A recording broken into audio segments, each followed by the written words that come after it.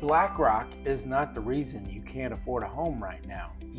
Corporate greed, big corporations buying up all the homes, investors buying up all the homes. I know that narrative sounds really good online, but it's just not the truth. Homes are not expensive because of all those reasons.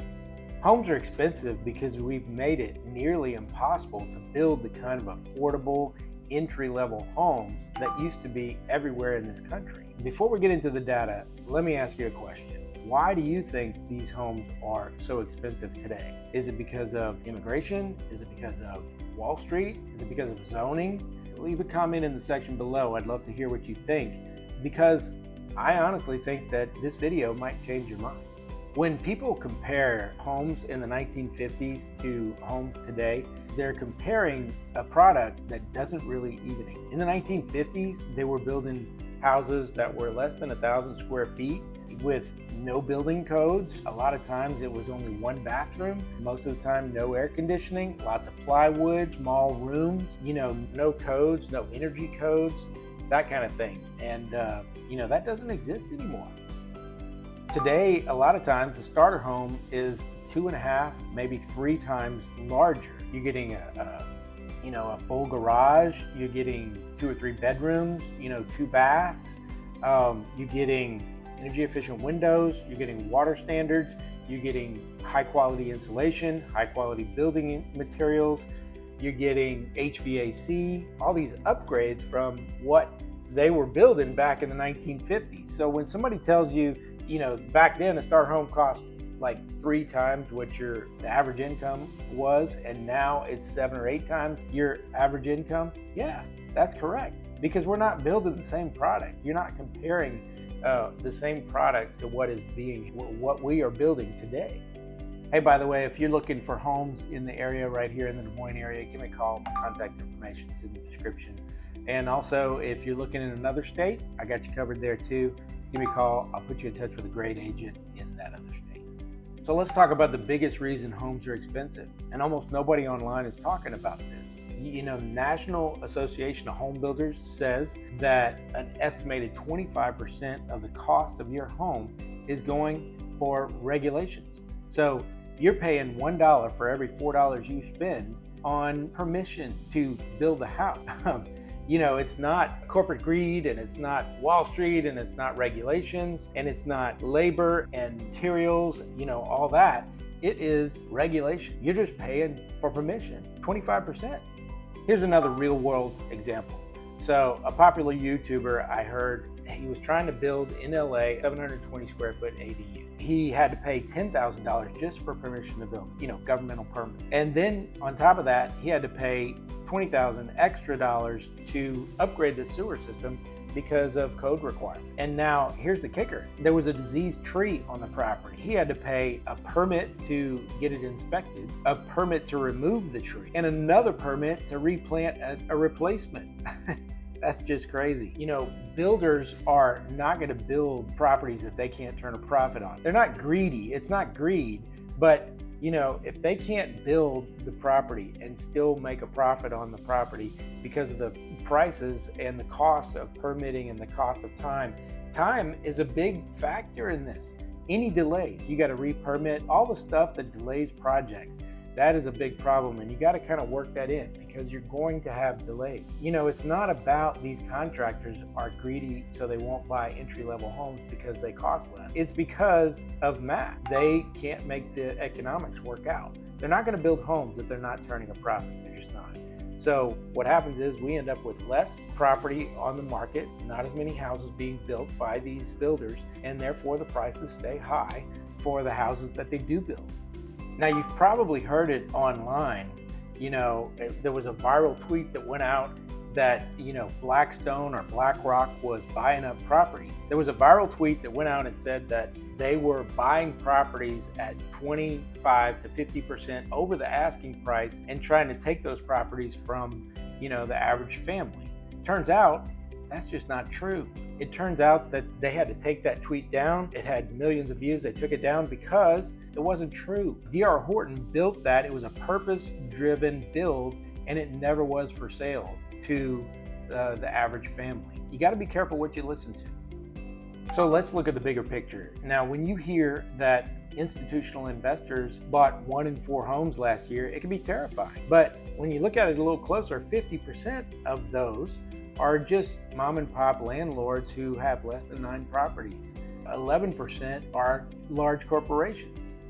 When it comes to actual hedge funds, they buy only 2.8% of homes. So when it comes to institutional investors, they're only buying 1.6% of the single family homes in the United States. Let me say that again in a different way. 98.4% of the homes are owned by regular people. It's not really, Wall Street who's making the prices of homes go up. If we banned Wall Street from buying homes right now, the prices would go up less than 1%. It's a distraction.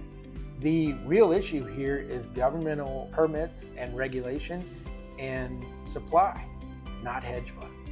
There's another narrative going around. The average age of a first-time home buyer has gone up, and that comes from a National Association of Realtors study that was done. The problem is, and those numbers are correct, the problem is that study only had a 3.5% response rate. The reason is they sent a 120-page paper request to all first-time home buyers in the mail, and the younger buyers just weren't filling them out. Another study to look at, which shows a little bit better picture, is one from the Federal Reserve, where they took a 5% sample of all the people that were applying for loans, and that showed that the average first-time home buyer is somewhere between the age of 33 and 36.2. So the issue isn't age, it's affordability. Between the years of 2019 to 2024, the price of the average starter home went up 41%. In that same time period, the average income rose only 11%. So it's not that all of a sudden people decided that they wanted to wait later to buy their first home. It's that their income couldn't keep up with the prices that were rising for your first home. Now, we can sit here and complain about investors buying houses all day long, but it won't fix affordability. That is not the problem. The problem is that the system is set up right now that makes it nearly impossible for builders to build affordable starter homes. Here are the fixes that actually work. You need to streamline approvals. You need a one-stop shop for permitting. You need to have hard deadlines. No endless loop for reviews and reviews. On top of that, you need to restructure or reduce the fees. Impact fees often make small homes impossible to build. If you reduce the fees, that will allow builders to start building affordable homes again. On top of that, you should allow them to build homes on smaller lots and be more flexible. There is a federal proposal right now that offers $25,000 for homes built on smaller lots. There's another $25,000 for homes built near manufacturing zones. This could unlock another 240,000 homes built for starter homes. In addition to that, you can unlock the existing supply. There are 9 million homeowners over the age of 65 that are over the age of the capital gains exclusion. Many of those homeowners are going to stay put because sale of their home triggers a huge tax bill. If you have an exemption for homeowners over 65 for their capital gains, you trigger houses on the market at a rate of about 200,000 homes per year. In addition to that, we could embrace modular construction. It's faster, it's cheaper, it's less labor intensive. Austin saw its rents drop 22% when they just relaxed zoning and parking regulations. Now, I want to talk directly to you out there, the buyers, because let's face it, you can't fix affordability. You can't fix supply. You definitely can't wait for the government to fix regulations. You're not going to be able to wait for them to fix anything, much less fix, the housing market with any of this stuff overnight or quickly. You can't really wait for the perfect market. You can't wait for the perfect rate. But here's the positive thing as we come into 2026. Inventory is likely going to go up and rates are likely going to come down. That's some of the positives. Prices are going to come down, but not in a straight line. And when they do, it's going to bring buyers off of the sideline.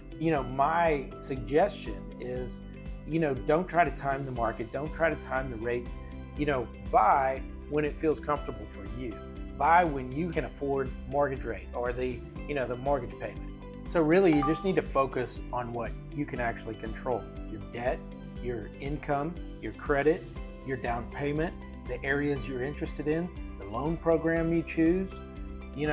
When it comes right down to it, the most important thing is timing. Is it the right time for you? Is your life trending towards, you being comfortable with that mortgage payment or the lifestyle or the new house, that kind of thing? The market is not going to all of a sudden become easy, but it can become more manageable if you're prepared. Here's the truth. Homes are not expensive because of investors. They're expensive because of bureaucracy and regulation and making it extremely hard for builders to build homes that are affordable. Hey, listen, thanks for watching. I really appreciate you. If you're looking for homes in the Des Moines area, maybe you want to look for a starter home like we talked about in this video, I'll be happy to help. My contact information is in the description. Again, thanks for watching.